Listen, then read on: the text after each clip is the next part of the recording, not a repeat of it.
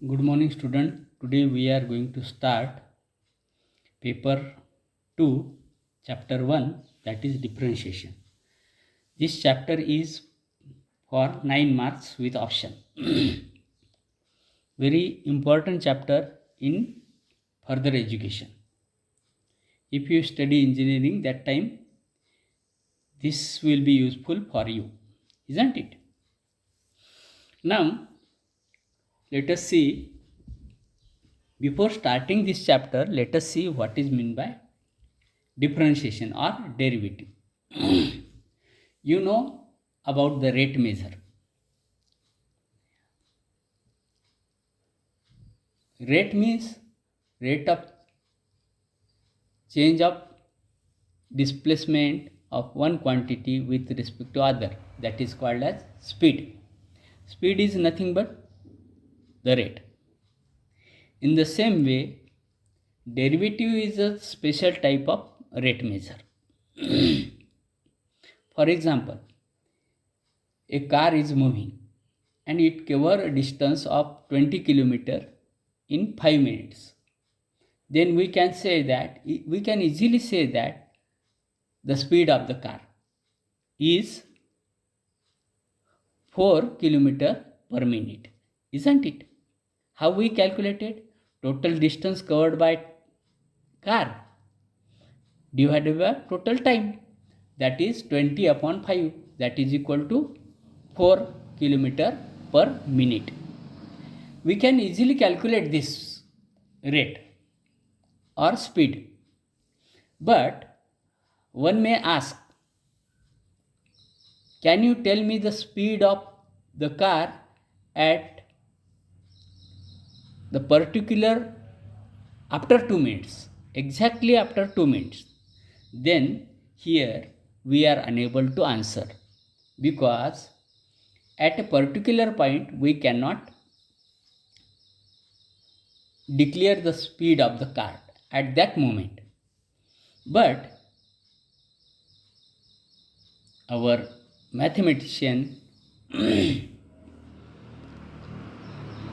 think on this issue and they found how to find the speed of the car at a particular point.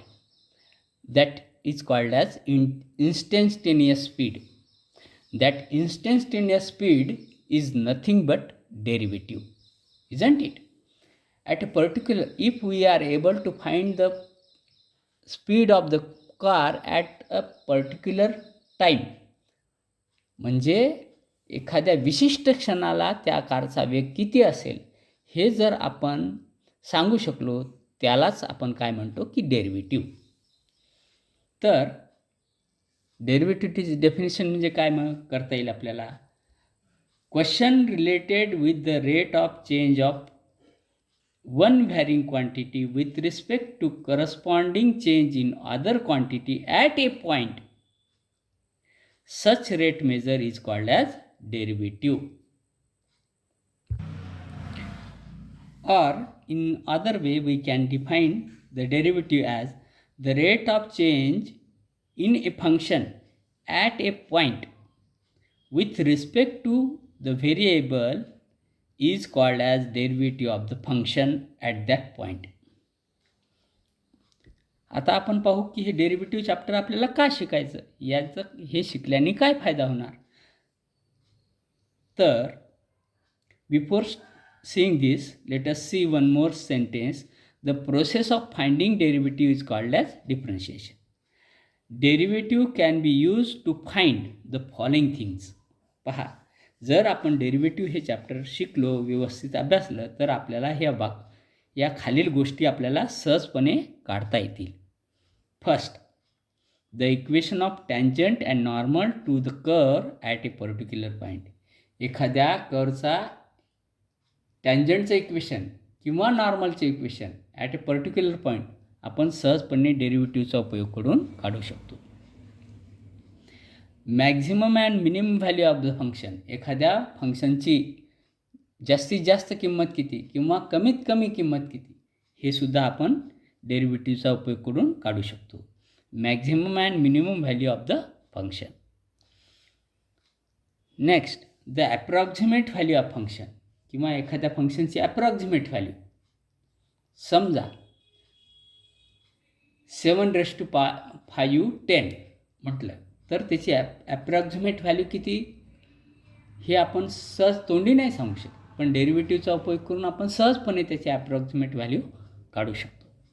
किंवा square route of 30 ची value म्हटलं तर आपल्याला सहजपणे तोंडी सांगता येणार नाही, पण डेरिव्हेटिव्हचा उपयोग करून आपण सहजपणे square route of 13ची approximate value सांगू शकतो. ठीक आहे. अशा पद्धतीने डेरिव्हेटिव्हचा उपयोग आपल्याला ॲप्रॉक्झिमेट व्हॅल्यू काढण्यासाठी होऊ शकतो. Rate of growth and decay किंवा रेट ऑफ ग्रोथ म्हणजे कसं की पॉप्युलेशन, आपल्या भारताचा आत्ताचं पॉप्युलेशन इतकं आहे आणि 10 वर्षापूर्वी किती पॉप्युलेशन असेल हे आपण डेरिव्हेटिव्हचा उपयोग करून सांगू शकतो. किंवा रेडिओ ॲक्टिव्ह एलिमेंट माहीत आहे तुम्हाला की ते काही काळाने रिड्यूस होतात, त्यांचं मास रिड्यूस होते, डिके होतं, तर त्याचा rate of change of decay काढू शकतो आपण. किंवा किती राहील तो रेडिओ ॲक्टिव्ह एलिमेंट काही पिरियडनंतर, त्याचं मास किती राहील हे आपण डेरिव्हेटिव्हचा उपयोग करून काढू शकतो. तसेच change of current in electric circuit, electric सर्किटमध्ये करंट कशा प्रकारे चेंज होत आहे ते सुद्धा आपण डेरिव्हेटिव्हचा उपयोग करून काढू शकतो. आणि to identify the function is increasing or decreasing, एखादं फंक्शन इन्क्रीजिंग आहे की डिक्रीजिंग आहे, म्हणजेच ते दिलेलं फंक्शन हे इन्क्रीजिंग आहे की डिक्रीजिंग आहे हे सुद्धा आपण डेरिव्हेटिव्हचा उपयोग करून काढू शकतो. अशा प्रकारे डेरिव्हेटिव्हचा अनेक ठिकाणी आपल्याला उपयोग होतो, म्हणून हे चॅप्टर आपण व्यवस्थितपणे शिकलं पाहिजे. Late us see the definition of derivative. If y is equal to f of x is a real valued function, y is equal to f of x हे काय आहे, एक रिअल व्हॅल्यूड फंक्शन आहे. and h is a small increment in x, small h is a small increment in x, then limit h tends to 0 f of x plus h minus f of x upon h. If this limit exists, then this is called as derivative of the function with respect to x. It is denoted by f dash x or dy by dx. हे डेरिव्हेटिव्हची definition झाली. नाव आता आपण पाहणार आहोत की या चॅप्टरमध्ये आपण काय काय शिकणार आहोत, कोणत्या गोष्टी शिकणार आहोत. In this chapter we are going to learn derivative of composite function, geometrical meaning of derivative, derivative of inverse function, logarithmic differentiation, derivative of implicit function, derivative of parametric function, higher order derivative. हे सर्व 7 भाग आपण या चॅप्टरमध्ये शिकणार आहोत.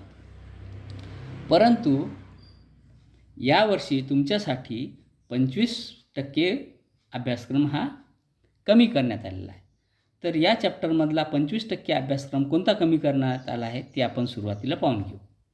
Page number 56, आपल्या टेक्स्टबुकचं page number 56, त्यावरील successive differentiation of some standard function हा भाग कमी करण्यात आलेला आहे. आता या भागावर हा भाग कमी केला म्हणजे या भागावरचे प्रश्न उत्तरेसुद्धा कमी केलेलं असणार. क्वेश्चन एक्झाम्पल कोणते कमी केलेले असणार. List of deleted example are solved example on page number 56. Page number 56 वरचं solved example, question number example number 1 completely deleted, हे पूर्णपणे डिलीट करण्यात आलं. याचा अभ्यास करण्याची आवश्यकता नाही तुमच्यासाठी फक्त. आणि क्वेश्चन नंबर 4 त्याच्यामधले सब क्वेश्चन किती दिले आहेत 1 ते 12 on page number 60 is completely deleted. म्हणजेच क्वेश्चन एक्झरसाइज 1.5 आहे तो, आणि क्वेश्चन नंबर 4 आहे त्यामध्ये 12 एक्झाम्पल दिलेले आहेत पेज नंबर 60वर, ते सुद्धा पूर्णपणे डिलीट करण्यात आलेले आहेत. तर ह्या प्रश्नांना तुम्ही अभ्यासलं नाही तरी चालेल. या टॉपिकवर तुम्हाला यावर्षी प्रश्न विचारण्यात येणार नाही. हा भाग या प्रकरणामधून वगळण्यात आलेला आहे, हे लक्षात घ्या. ठीक आहे. आता आपण या चॅप्टरची सुरुवात करण्यापूर्वी याला आवश्यक असणारी या चॅप्टरचे प्रॉब्लेम सोडवताना आपल्याला काही फॉर्म्युल्यांचा उपयोग करावा लागतो. तर ते फॉर्म्युले आपण सुरुवातीला बघून घेऊ.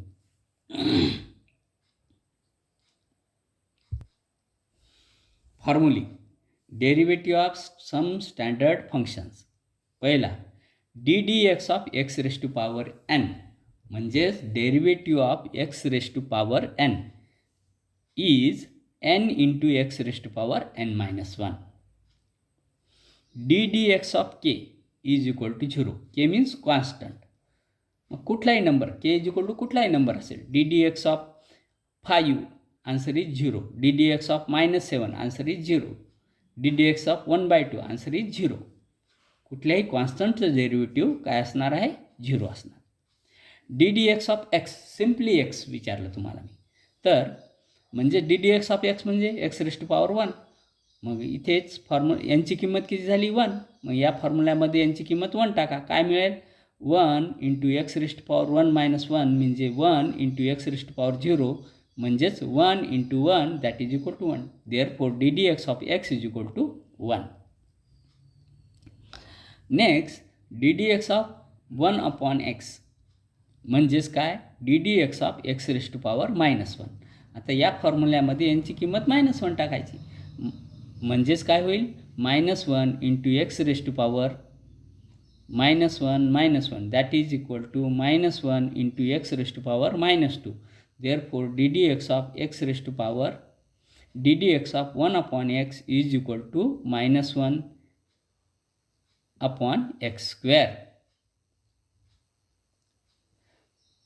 Remaining formulae we will see in coming video.